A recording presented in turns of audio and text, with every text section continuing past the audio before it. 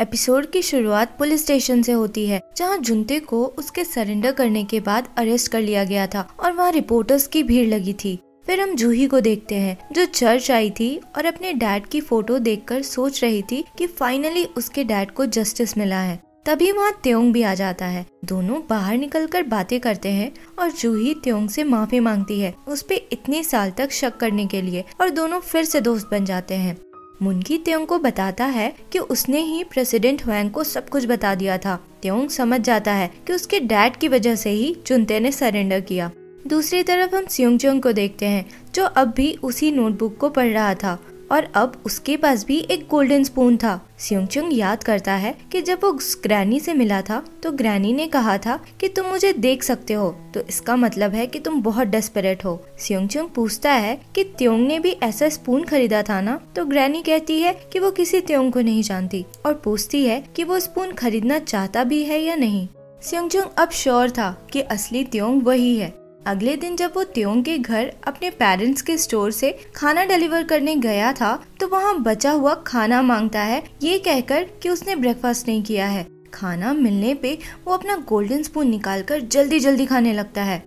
अगले सीन में हम देखते हैं कि प्रेसिडेंट हुएंग और त्योंग सारे शेयर होल्डर्स के साथ मीटिंग कर रहे थे। प्रेसिडेंट हुएंग चाहते थे कि दोशिन हाईटेक का फिजिकल डिवीजन हो, पर त्योंग इसके अगेंस्ट था। वो कहता है कि फिजिकल डिवीजन करने से प्रॉफिट तो होगा, पर अपने राइट्स भी शेयर करने होंगे, इसलिए अच्छी टेक्नोलॉजी बनाने पे फोकस करनी चाहिए। उससे पैसा भी ज्यादा मिलेगा और राइट्स भी शेयर नहीं करना होगा। अकेले में फिर प्रेसिडेंट हुएंग त्योंग से पूछते हैं कि उसका असली मकसद क्या है, तो वो कहता है कि वो जुनते के सारे शेयर्स एक्वायर करना चाहता है। त्योंग फिर अपने डैड को थैंक यू कहता है जुनते को सरेंडर करवाने के लिए।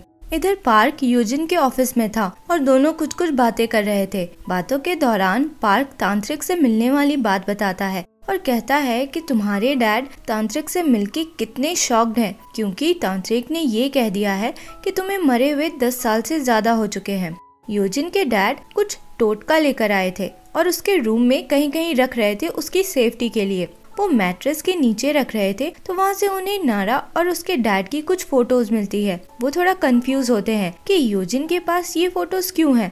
तभी यूजिन रूम में आती है, तो उसके डैड जल्दी से वो फोटोज अपने पॉकेट में रख लेते हैं। अगले सीन में हम देखते हैं कि स्योंगचुंग यानी असली त्योंग से मिलने उसके ऑफिस जाता है और माफी मांगता है कि उसने गोल्डन स्पून के टॉपिक पे बहुत सारा बकवास किया था। पर स्योंगचुंग बाहर निकलता है तो ये क्लियर हो जाता है कि वो बस माफी मांगने का नाटक कर रहा था। वो कहता है खुद में कि तुमने मेरा लाइफ चुराया है ना, मैं उसे वापस लेकर रहूंगा। त्योंग वही चर्च गया था जहाँ जूही जाया करती थी, तो उसे अजीब सी आवाजें सुनाई देने लगती है। फिर सारे बेंचेस के नीचे से कोई लड़की अचानक से निकलती है, तो त्योंग डर के जोर से चिल्लाने लगता है, पर असल में वो लड़की जूही ही थी, जो पूरी तरह से ड्रंक हालत में थी। जूही बहुत ड्रामा करती जा रही थी, पर त्योंग किसी तरह उसे घर तक लेकर आता है। घर पे जूही स्योंगचुंग के बारे में बात करने लगती है और कहती है कि पहले उसे स्योंगचुंग पे बहुत ज्यादा क्रश था, पर अब ऐसा लगता है कि वो कोई और ही है। अब वो अच्छा इंसान तो है, पर पहले जैसा नहीं है। ये सब बोलते हुए वो सो जाती है, तो त्योंग उसे बेड पे सुला के चला जाता है। दूसरी तरफ हम स्योंगचुंग को देखते हैं, जो अपनी फैमिली के साथ खाने बैठा था। सब लोग त्योंग की तारीफ कर रहे थे, क्योंकि त्योंग की वजह से उनका शॉप काफी अच्छा चलने लगा था। ये सुनकर स्योंगचुंग को अच्छा नहीं लग रहा था। वो खा नहीं रहा था, तो उसकी मॉम उसके बोल में मीट रखकर उसे बहुत प्यार से खाने को कह रही थी। तो स्योंगचुंग गुस्सा होकर चिल्लाता है कि मुझे खाना होगा तो खुद से खा लूंगा। उसे ऐसे चिल्लाता देख सबको बहुत अजीब लगता है। त्योंग अपने घर में सारे स्टाफ को ऑर्डर देता है कि कोई भी स्योंगचुंग को घर के अंदर नहीं आने देगा और उसे खाना तो दूर कोई पानी भी नहीं देगा। इधर यंगशिन जुनते के जेल जाने से बहुत ज्यादा दुखी थी और परेशान थी। वो याद करती है कि जब वो जुनते से मिलने गई थी तो वो पूरा टाइम बस यही कहता रहा था कि उसी ने प्रेसिडेंट ना का मर्डर किया है, पर यंगशिन को ये एक्सेप्ट नहीं हो पा रहा था कि जुनते ऐसा कुछ कर सकता है। उसे अब भी यही लग रहा था कि त्योंग ने ही प्रेसिडेंट ना का मर्डर किया था। त्योंग जूही से मिलता है उसका फोन लौटाने के लिए, जो उसके पास रह गया था। जूही उससे पूछती है कि वो उस चर्च में क्या कर रहा था। वो तो उसके घर से काफी दूर है।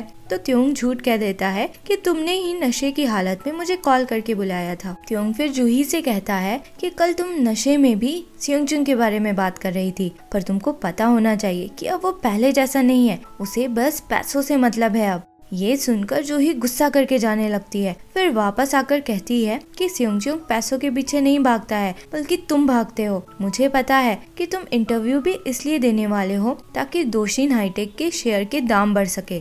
दूसरी तरफ यंगशिन त्योंग को कॉल करके कंफर्म करती है कि वो घर नहीं आने वाला है। असल में हाउसकीपर ने यंगशिन को बता दिया था कि त्योंग ने सेयोंगजुंग को घर बुलाने और कुछ खिलाने से मना किया है, इसलिए उसने सेयोंगजुंग को खाने बुलाया था। वो कहती है कि त्योंग तो तुम्हारा दोस्त है ना, फिर उसने तुम्हारा आना बंद क्यों कराया।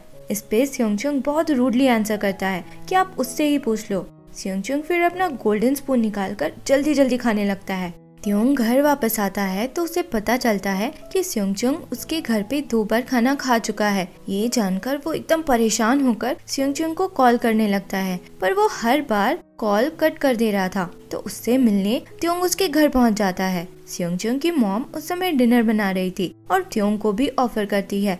डिश देखकर त्योंग यानी असली सेयोंगजुंग को पुराने दिन याद आ जाते हैं, क्योंकि ये डिश उसका फेवरेट हुआ करता था। तभी सेयोंगजुंग आ जाता है।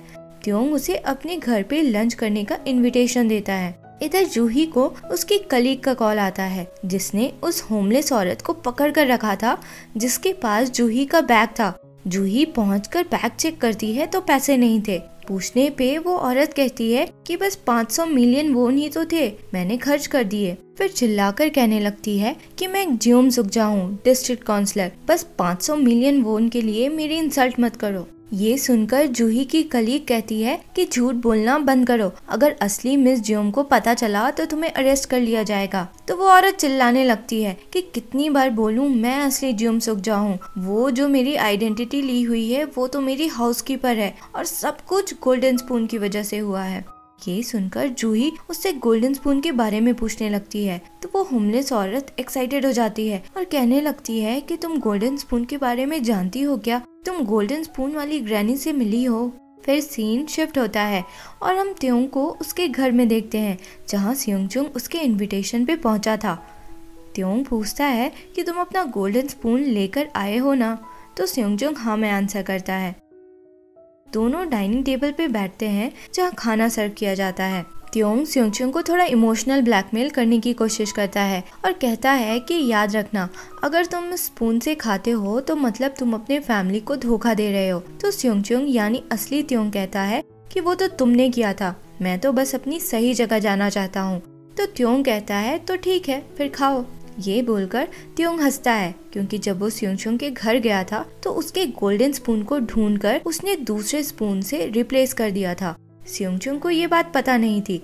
वो स्पून अपने मुंह के पास लेकर आता है पर खा नहीं पाता और वहाँ से जाने लगता है। त्योंग ने ऐसा रिस्पॉन्स एक्सपेक्ट नहीं किया था। वो उसके पीछे भागता है और पूछने लगता है कि तुम जा क्यों रहे हो, वापस जाकर खाना खाओ और त्योंग बन जाओ। सेयोंगजुंग कहता है कि मैं खाना नहीं चाहता, क्योंकि मैं दुनिया के बेस्ट पेरेंट्स को खोना नहीं चाहता। तुम उन्हें छोड़कर खुश हो ना, तो तुम ही रहो त्योंग बनकर, मैं सेयोंगजुंग बनकर ही रहूंगा। सेयोंगजुंग यानी असली त्योंग वहाँ से निकलकर अपने फैमिली के साथ बिताए मोमेंट्स याद करता है। तभी उसकी मॉम का कॉल आता है ये पूछने के लिए कि वो रात में क्या खाना चाहता है। ये सुनकर उसके आंखों में आंसू आ जाते हैं और वो और भी श्योर हो जाता है कि उसने एकदम सही डिसीजन लिया है। त्योंग बैठकर ड्रिंक कर रहा था तो योजिन उसके पास आती है। त्योंग कहता है कि वो सेयोंगजुंग से हार गया क्योंकि उसने पैसों को ना चूज करके अपने पेरेंट्स को चूज किया। योजिन उसे समझाती है और फिर दोनों किस करते हैं। दोनों फिर एक होटल रूम पहुंचते हैं, पर त्योंग को रियलाइज होता है कि ये सही नहीं हो रहा है, तो वो सॉरी बोल के निकल जाता है। इधर जूही उस होमलेस औरत की बात सोचती जा रही थी जिसने बताया था कि गोल्डन स्पून यूज करके पेरेंट्स बदल सकते हैं। वो सेयोंगजुंग की बात याद करके सोचती है कि कहीं सच में त्योंग ही असली सेयोंगजुंग तो नहीं। जूही घर पहुंचती है तो त्योंग उसका वेट कर रहा था। वो उसे हग कर लेता है। जूही पूछती है कि तुम सेयोंगजुंग हो ना। त्योंग शॉक्ड रह जाता है, किसी तरह कहता है कि मैं त्योंग हूँ और वहाँ से निकल जाता है। योजिन के डैड ने नारा के डैड के बारे में कुछ इन्फॉर्मेशन कलेक्ट किया था और वो थोड़े कंफ्यूज थे क्योंकि योजिन इस आदमी को पैसे भेजा करती थी। जेल में जुनते ने 2 लोगों को मिलने बुलाया था। वो कहता है कि त्योंग अपने डैड को अच्छे से नहीं जानता है। दोशिन हाईटेक का फिजिकल डिवीजन ही होगा और तब उसके शेयर्स गिरेंगे। अगला दिन त्योंग और स्योंगचंग दोनों का ही बर्थडे था। त्योंग कुछ बात करने के लिए अपने डैड को ढूंढ रहा था तो उसकी नजर स्योंगचंग पे पड़ती है, जो वहाँ अपने पेरेंट्स के स्टोर से खाना डिलीवर करने आया था। त्योंग को ग्रैनी की बात याद आती है कि अगर कोई अपने बर्थडे वाले दिन अपने असली पेरेंट्स से मिलेगा तो उसकी लाइफ वापस से स्विच हो जाएगी।